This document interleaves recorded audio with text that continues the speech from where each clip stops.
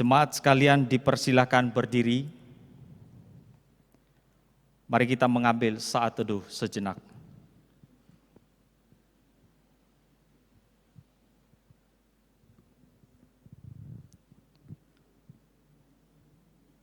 Saudara-saudariku sekalian, ketahuilah bahwasanya pertolongan kita adalah di dalam nama Tuhan yang menjadikan langit dan bumi. Kasih setianya untuk selama-lamanya dan kesetiaannya tetap turun-temurun.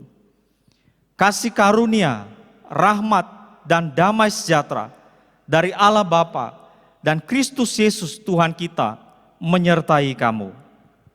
Dan menyertaimu juga. Shalom jemaat yang dikasihi oleh Tuhan.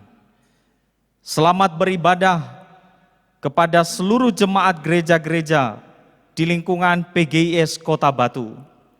Kiranya setiap kita senantiasa bersukacita di dalam Kristus Yesus, Tuhan kita. Dan ibadah hari ini kiranya memberkati kita sekalian. Tema ibadah kita hari ini adalah garam dan terang dunia.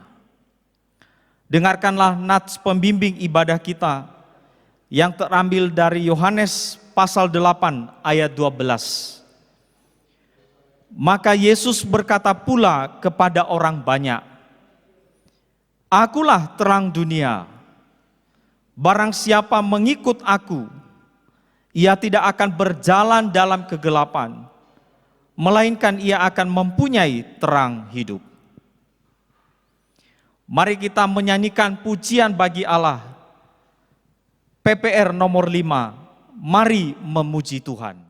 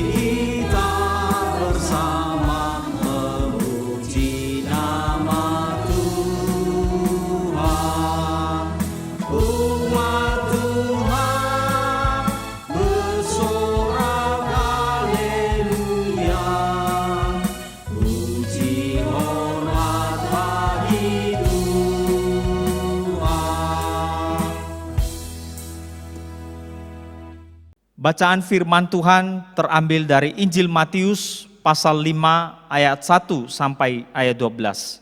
Kita akan membacakannya secara bertanggapan. Ketika Yesus melihat orang banyak itu, naiklah ia ke atas bukit, dan setelah ia duduk, datanglah murid-muridnya kepadanya.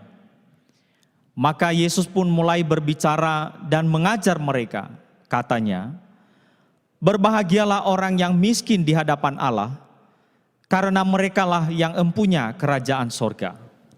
Berbahagialah orang yang berduka cita, karena mereka akan dihibur. Berbahagialah orang yang lemah lembut, karena mereka akan memiliki bumi. Berbahagialah orang yang lapar dan haus akan kebenaran, karena mereka akan dipuaskan. Berbahagialah orang yang murah hatinya, karena mereka akan beroleh kemurahan. Berbahagialah orang yang suci hatinya, karena mereka akan melihat Allah. Berbahagialah orang yang membawa damai, karena mereka akan disebut anak-anak Allah. Berbahagialah orang yang dianiaya oleh sebab kebenaran, karena merekalah yang empunya kerajaan sorga.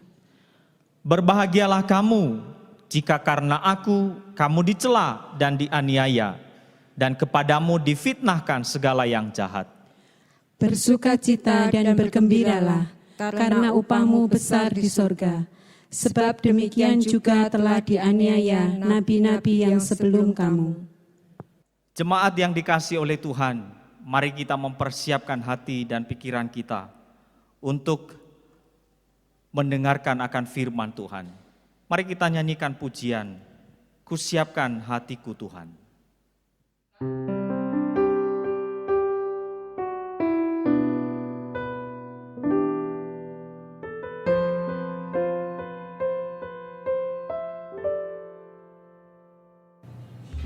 Kusiapkan hatiku Tuhan, untuk dengar firman-Mu saat ini.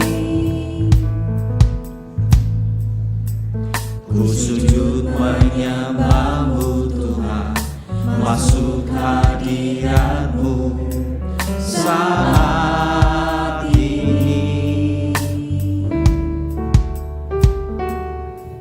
Curahkan urapan-Mu Tuhan bagi jemaat-Mu saat ini. Ku siapkan hatiku Tuhan, untuk dengar firman-Mu.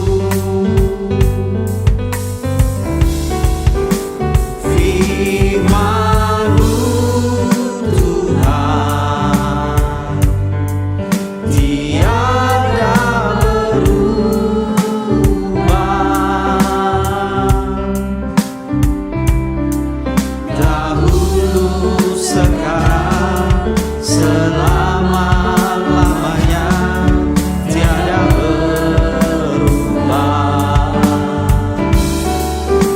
Firman-Mu Tuhan, menolong hidupku. Ku siapkan hatiku Tuhan, untuk dengar firman-Mu.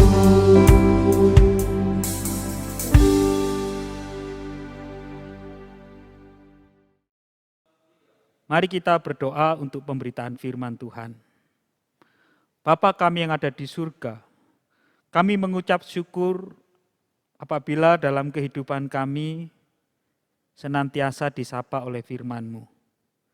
Demikian juga saat ini, kami mempunyai kesempatan untuk disapa oleh firman Allah. Ya Roh Kudus, tolonglah setiap kami, baik kepada hamba-Mu yang berbicara, kepada setiap kami yang mendengar. Berikanlah kami hati dan pikiran seorang murid yang mau diajar, dituntun, dan dibangun oleh firman Allah. Ya Tuhan, kiranya firman-Mu dapat kami mengerti dengan baik dan benar, terlebih kami lakukan dalam kehidupan ini. Di dalam nama Tuhan Yesus Kristus, kami menyambut firman Tuhan dengan rasa syukur. Amin. Saudara yang dikasihi oleh Tuhan, khotbah pada hari ini bertemakan garam dan terang dunia. Dan bagian firman Tuhan yang mendasari terambil dari Injil Matius pasal yang ke-5 ayat 13 sampai yang ke-16. garam dunia dan terang dunia. Demikianlah firman Tuhan. Kamu adalah garam dunia.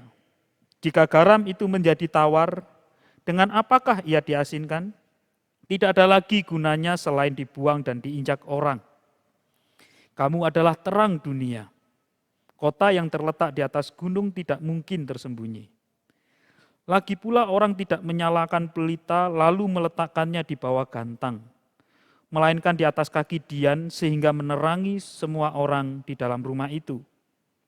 Demikianlah hendaknya terangmu bercahaya di depan orang, supaya mereka melihat perbuatanmu yang baik dan memuliakan Bapamu yang di surga. Demikianlah pembacaan firman Tuhan. Berbahagia kita yang membaca, merenungkan, terlebih melakukan firman Tuhan dalam kehidupan kita sehari-hari.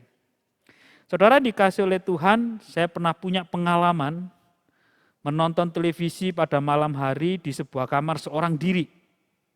Ketika asik-asiknya saya menonton televisi, tiba-tiba listrik itu padam. Ruangan itu menjadi sangat gelap dan terasa pengap. Di tengah kegelapan itu, saya masih melihat satu titik terang, saudara, yang berasal dari lampu tombol power televisi itu. Terang itu kecil, mungkin alat ini bisa menggambarkan seperti ini.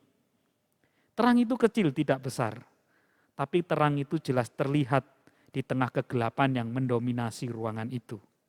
Saudara, saya belajar dari pengalaman sederhana ini, bahwa sebesar apapun kegelapan, tidak dapat menyembunyikan terang sekecil apapun, asal terang itu tidak menjadi padam. Saudara, pengalaman yang lain ketika saya makan sayur, dalam sayur itu yang terlihat ya sayur-sayuran, kuah, tapi tidak nampak ada garam, saudara. Tapi dari rasanya saya tahu sayur ini diberi garam. Garam itu tidak nampak, tetapi terasa. Nah, saudara yang kasih oleh Tuhan, dua pengalaman ini berbicara tentang terang dan garam dalam arti yang sesungguhnya. Namun bacaan firman Tuhan yang kita baca dan renungkan hari ini terambil dari Matius pasal yang kelima ayat 13 dan 16 tadi, itu berbicara tentang garam dan terang sebagai sebuah metafora kehidupan umat Tuhan. Nah, saudara kasih oleh Tuhan, sebelum kita belajar lebih jauh tentang garam dan terang dunia sebagai sebuah metafora, kita melihat bagaimana Injil Matius menuliskan dan menjelaskan metafora ini. Nah, saudara kasih oleh Tuhan, kita melihat dulu konteks jauhnya. Injil Matius mempunyai keunikan yang khusus perihal tentang Yesus dan juga para muridnya. Injil Matius memberikan gambaran yang konsisten dan hampir terus-menerus tentang diri Yesus dan para pengikutnya. Keunikan itu terletak dalam hal ini, saudara, bahwa Yesus itu digambarkan dan dijelaskan, bahkan disebutkan sebagai guru. Sedangkan para pengikutnya itu disebut sebagai murid. Kita melihat kekhususan ini bagaimana Yesus itu juga sering mengajar pengikutnya itu sebagai muridnya. Dan salah satu pengajaran yang paling terkenal dalam Injil Matius adalah khotbah di bukit. Atau waktu Yesus mengajar para murid itu di sebuah bukit. Dan itu tertulis atau dicatatkan di dalam Matius pasal yang kelima. Dan metafora garam dan terang dunia tadi adalah bagian daripada khotbah di bukit ini.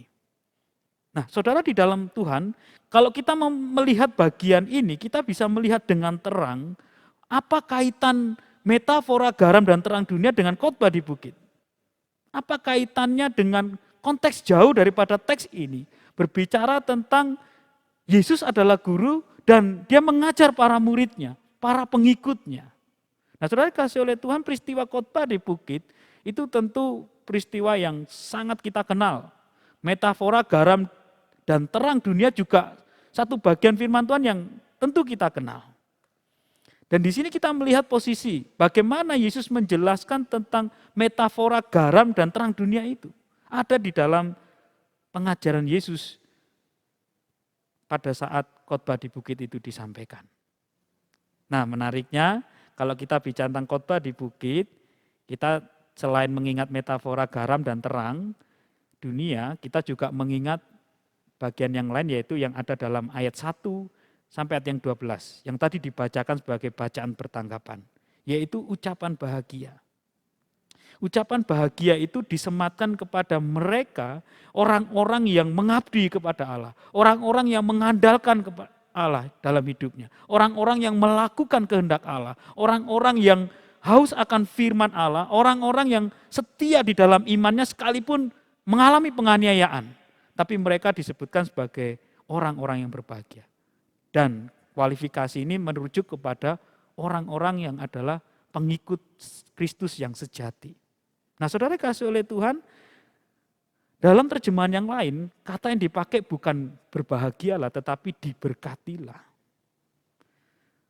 Ucapan bahagia bisa juga dimengerti dengan terjemahan yang lain, yaitu ucapan berkat.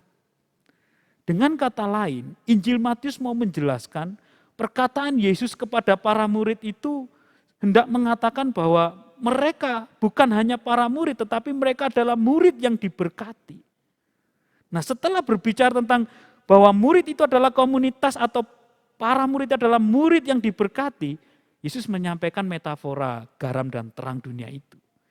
Jadi metafora terang dan garam dunia ini tidak ujuk-ujuk muncul, saudara, tetapi dilatar belakangi dengan peristiwa tadi. Yesus menyampaikan berkat itu kepada mereka yang adalah para murid Kristus. Para murid Kristus itu diberkati, lalu para murid Kristus itu disematkan sebuah identitas melalui sebuah metafora. Kamu adalah garam dan terang dunia. Apa ini maksudnya, saudara? Saudara kasih oleh Tuhan, pernah enggak kita berpikir, merefleksikan, mengapa Tuhan memberkati hidupku? Untuk menjadi berkat, bukan? Mengapa Tuhan memberikan diriku kasih karunia untuk bisa menjadi berkat di dalam melayani sesama kita dengan karunia yang Dia berikan, bukan? Saudara kasih oleh Tuhan, disinilah kita melihat posisi pengajaran Yesus menyampaikan sebuah metafora bahwa para murid itu adalah garam dan terang dunia. Dihadirkan di dunia sebagai garam dan terang. Nah, saudara, saya memberikan kalimat untuk menggambarkan garam seperti apa, terang seperti apa yang Tuhan Yesus maksudkan bagi para murid. Bicara tentang garam, saya memberikan kalimat di situ, garam yang baik. Saudara, kita bisa membandingkan di dalam Markus pasal yang ke-9 ayat yang ke-50, kita untuk mendapatkan referensi mengenai apa yang dimaksudkan dengan garam yang baik. Mari kita memperhatikan Markus 9 ayat yang ke-50. Dikatakan di sana, Markus 9 ayat yang ke-50, garam memang baik, tetapi jika garam menjadi hambar, dengan apakah kamu mengasinkannya? Hendaklah kamu selalu mempunyai garam dalam dirimu dan selalu hidup berdamai yang seorang dengan yang lain. Nah, saudara dikasih oleh Tuhan, di sini kita melihat tentang garam yang baik itu adalah garam yang berfungsi sebagaimana mestinya. Di sana dikatakan tentang kalau garam itu hambar, dengan apa diasinkan? Bukankah mengasinkan itu justru fungsi daripada garam? Maka saya coba memahaminya bahwa pengajaran Yesus ini berbicara tentang garam dunia itu adalah garam yang baik itu tadi. Garam yang berfungsi dengan baik, berfungsi sebagaimana mestinya. Dan dia memberikan dampak sebagaimana fungsi daripada garam itu sendiri. Kalau tidak memberikan dampak apapun, berarti itu adalah gambaran daripada garam yang hambar, yang tidak berguna, yang digambarkan dalam Matius tadi, garam yang dibuang, yang diinjak. Saudara kasih oleh Tuhan, kita tergolong garam yang baik atau garam yang tidak berfungsi. Itu pertanyaan refleksi kita. Nah, saudara kasih lihat lebih lanjut. Metafora yang satunya lagi adalah bicara tentang terang. Saya katakan bahwa apa yang disampaikan oleh Matius ini berbicara tentang terang yang ditempatkan di tempat yang tepat. Gambaran itu sangat gamblang, saudara. Dijelaskan bahwa kamu adalah terang dunia, kota yang terletak di atas gunung tidak mungkin tersembunyi. Artinya terang itu di tempat yang terlihat oleh banyak orang. Lebih lanjut lagi, kalau terang itu digambarkan sebagai pelita, di ayat 15 itu. Lagi pula orang tidak menyalakan pelita lalu meletakkannya di bawah gantang, melainkan di atas kaki dian, sehingga menerangi semua orang di dalam rumah itu. Sebuah terang yang ditempatkan di tempat yang tepat. Kalau gambaran bahwa gereja atau diri kita ini adalah terang dunia, berbicara tentang hidup kita ini diberikan berkat, diberkati untuk menjadi berkat. Bukan berkat itu berhenti pada diri kita, dinikmati oleh diri kita sendiri, atau penata layanan itu hanya untuk melayani diri, tidak melayani sesama. Tapi hendaklah kehidupan kita ini adalah kehidupan yang boleh menjadi berkat bagi banyak orang. Sebagai pribadi, sebagai komunitas, atau sebagai gereja yang sudah diberkati terlebih dahulu oleh Tuhan.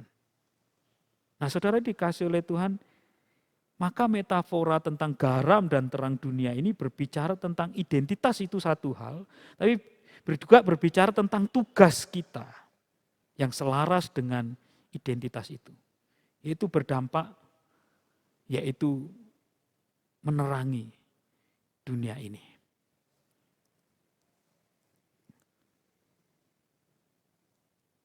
Saudara dikasih oleh Tuhan, maka kita bisa melihat dengan jelas bahwa metafora ini menyampaikan sebuah gambaran tentang para murid Kristus yang sejati. Kalau hari ini kita mungkin menyebutnya gereja Tuhan, adalah garam dan terang dunia. Kalau gambaran tadi tentang garam itu adalah memberi rasa, memberi dampak yang nyata di tengah keberadaannya. Maka gereja semestinya kehadirannya harus dapat dirasakan, berkatnya dapat dinikmati oleh banyak orang, oleh siapapun itu, tanpa terkecuali. Saudara kasih oleh Tuhan, kalau gereja digambarkan sebagai terang di tempat yang tepat, gereja juga berwujud sebagai pemberi terang atau memberi terang bagi banyak orang, bagi semua orang. Bukan tempatnya menyembunyikan terang atau menyembunyikan berkat Tuhan itu untuk dirinya sendiri. Itulah identitas gereja. Itulah identitas para murid Kristus yang sejati. Engkau adalah garam yang baik, yang berfungsi, memberi rasa, berdampak, dan juga bercahaya, menuntun dunia ini kepada jalan yang benar, menjadi berkat. Saudara dikasih oleh Tuhan, kalau tadi di dalam Injil Matius frasa yang dipakai adalah kamu adalah garam, kamu adalah terang. Mungkin kita bisa mengganti kata kamu itu dengan aku. Aku adalah garam yang harus berdampak nyata, harus memberi rasa, yang memberikan pengaruh bagi dunia ini. Jangan sebaliknya saudara, bahwa aku ini adalah orang yang dipengaruhi oleh dunia ini. Atau tidak berbeda dengan dunia ini. Justru kita boleh menjadi berkat bagi dunia ini. Bahkan metafora yang berikutnya mengatakan menjadi terang bagi dunia yang dalam gelap ini. Mungkin kata kamu juga bisa dapat diganti dengan kata gereja. Gereja adalah garam dunia. Gereja harus berdampak, memberi rasa, memberikan pengaruh yang baik buat dunia ini. Gereja adalah terang bagi dunia ini. Dalam konteks kita sebagai keluarga besar PGIS di Kota Batu ini, gereja-gereja di lingkungan Kota Batu ini, mungkin kita juga dapat menyematkan PGIS Batu adalah garam dunia. PGIS Batu adalah terang bagi dunia di sekitarnya ini. Tuhan memberkati gereja-gereja yang ada di Batu. Untuk apa, saudara? Untuk menjadi garam dan terang. Untuk membagikan berkat itu. Untuk menjadi berkat di tengah keberadaannya. Namun yang pasti, sudahkah keberadaan gereja-gereja di Batu, keberadaan PGS di Kota Batu sudah berdampak, sudah menjadi terang?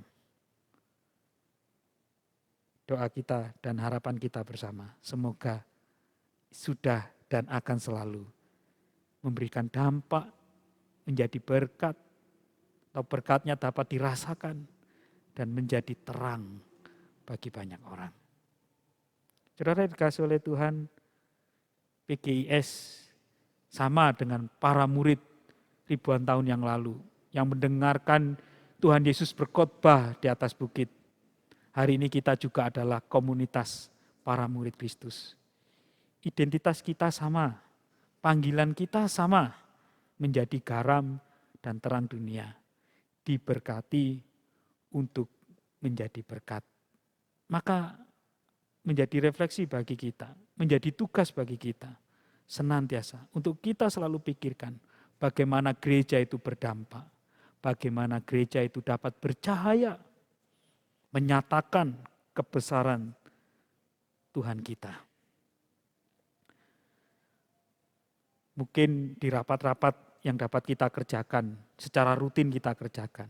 Apa sih yang kita diskusikan? Apa sih yang kita rembuk, yang kita musyawarahkan, yang kita sedang putuskan bersama? Doa saya, doa kita bersama, harapan kita bersama. Kiranya di meja-meja perundingan itu, di meja-meja rapat gerejawi itu, yang selalu kita bicarakan adalah bagaimana gereja ini menjadi berkat. Dan senantiasa memuliakan Tuhan saja di tengah karya dan penata layanannya.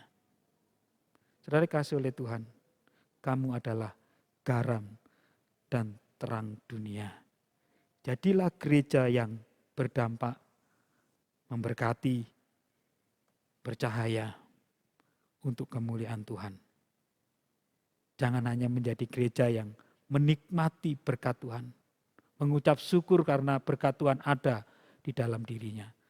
Tetapi sebenarnya ia tak pernah berdampak dan cahayanya tak pernah berkilau dan dipandang, dilihat oleh semua orang.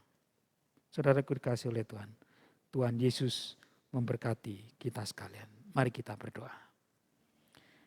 Tuhan, kami menyambut firman Tuhan yang kami baca secara ringkas pada saat ini. Tapi kiranya firman Tuhan ini boleh menjadi rema yang senantiasa bersuara dalam kehidupan kami secara pribadi, kehidupan kami sebagai gerejamu. Gereja Tuhan yang bersekutu di dalam lingkup PGIS di Kota Batu ini. Kami semua diingatkan tentang identitas diri kami yang adalah garam dan terang dunia. Dan identitas itu menuntut kami untuk melakukan tugas gereja kami sebagai gereja Tuhan di tengah keberadaan kami di Kota Batu ini. Kiranya berkat yang kami alami, kasih karunia daripada Tuhan yang melimpah bagi kami sebagai gerejamu, itu juga dapat dirasakan melalui keberadaan gereja-gereja Tuhan atau melalui persekutuan kami PGIS di Kota Batu ini. Tuhan, biarlah keberadaan gerejamu di Kota Batu ataupun PGIS di Kota Batu itu boleh sungguh memberikan dampak yang nyata. Oleh karena gereja tidak hanya melayani diri, tetapi gereja sungguh-sungguh melayani dunia yang dalam gelap ini. Gereja memberikan rasa, gereja menyatakan cahaya kemuliaan Allah bagi dunia yang berjalan dalam gelap ini. Gerejamu tidak menjadi serupa dengan dunia, tetapi gerejamu boleh memberikan pembaharuan bagi dunia ini. Tuhan, tolonglah kami sebagai gereja Tuhan, boleh senantiasa taat dan tunduk kepada pengajaran-Mu. Menyadari bahwa diri kami adalah murid-murid Kristus. Murid-murid Kristus yang dipanggil untuk menjadi garam dan terang bagi dunia ini. Untuk mengelola kasih karunia, mengelola segala berkat Tuhan yang Tuhan beri bagi gerejamu untuk menjadi berkat bagi dunia ini. Tuhan, tolonglah setiap kami. Baik gereja-gereja Tuhan, demikian juga persekutuan gereja-gereja Tuhan dalam wadah PGS Kota Batu. Kami senantiasa berkarya sebagai garam dan terang dunia ini. Kami tidak berhenti melayani diri kami sendiri, tapi kami juga boleh bersaksi akan kebesaran kasih daripada Tuhan kepada dunia di mana gerejamu berada. Terima kasih ya Bapa untuk kasih karunia yang Tuhan limpahkan bagi kami. Terima kasih ya Tuhan untuk kepercayaan yang Tuhan berikan bagi kami gerejamu untuk menjadi garam dan terang bagi dunia ini. Di dalam nama Tuhan Yesus Kristus, kami boleh menyambut firman Tuhan dengan rasa syukur. Terlebih lagi, biarlah dengan penuh ketaatan, penuh kesungguhan, kami melakukan firman Allah itu dalam kehidupan kami hari lepas hari. Dalam nama Tuhan Yesus Kristus kami berdoa dan mengucap syukur. Amin. Jemaat yang dikasihi oleh Tuhan, mari kita meresponi firman Tuhan yang telah kita dengarkan. Kita menyanyikan pujian dari PPR nomor 239, Sinar di Tempat Kau Ada.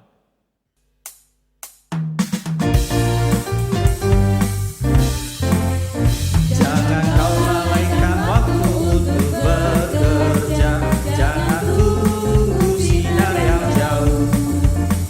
Hendaklah kau setia dalam kerja yang ada, sinar di tempat kau ada, sinar di tempat kau ada, sinar di tempat kau ada. Manusia dalam gelap menuju bahaya, bersinarlah di tempatmu. Awan gelap tunggu kau yang lenyapkan, janganlah berhenti di jalan. Meski terpencil tetaplah bersuka cita, sinar di tempat kau ada, sinar di tempat kau ada, sinar di tempat kau ada. Manusia dalam gelap menuju bahaya, bersinarlah di tempatmu. Bolehlah kau mendapatkan kelimpahannya, di situ kau harus bersinar.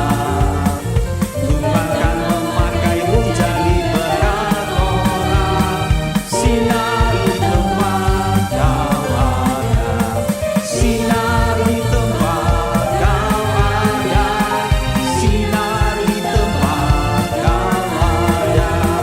Manusia dalam gelap menuju bahaya, bersinarlah di tempatmu. Sidang jemaat yang dikasihi dan mengasihi Tuhan, pulanglah dalam kehidupanmu sehari-hari. Hiduplah sebagai garam dan terang dunia. Arahkanlah hatimu dan terimalah berkat Tuhan. Tuhan memberkati engkau dan melindungi engkau. Tuhan menyinari engkau dengan wajah-Nya dan memberi engkau kasih karunia. Tuhan menghadapkan wajah-Nya kepadamu dan memberi engkau damai sejahtera, sekarang dan selama-lamanya. Amin.